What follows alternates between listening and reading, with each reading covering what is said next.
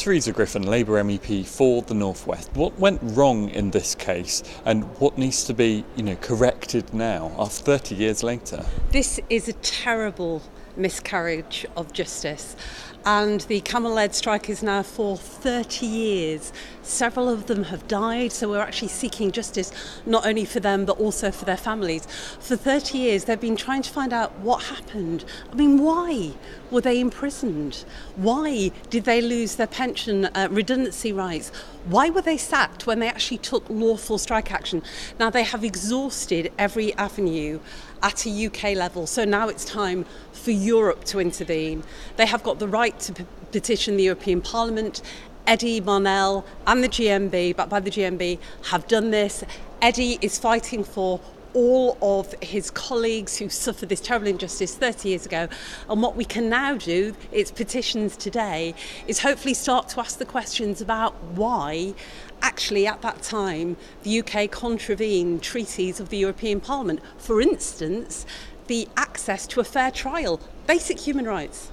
And I want to pick you up on that. The Petitions Committee here in the European Parliament can only react to breaches of European law. Yes. Are you convinced that European law was broken in this case, and how do you want to see this case now pursued? I'm absolutely convinced that it was broken European law in this case. People have got the right to take strike action. These strikers at Camel-Led were imprisoned for 30 days in a high security prison for taking lawful strike action. They absolutely had the right to do what they did. I'm convinced that European law was contravened, and what we need now is to actually find out what happened. Don't forget, this was 1984.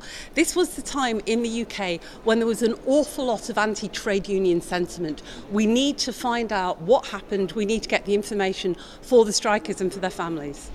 How hopeful are you that you'll be able to get something out of Europe, that you as an MEP can convince your colleagues to support this case and take some kind of action?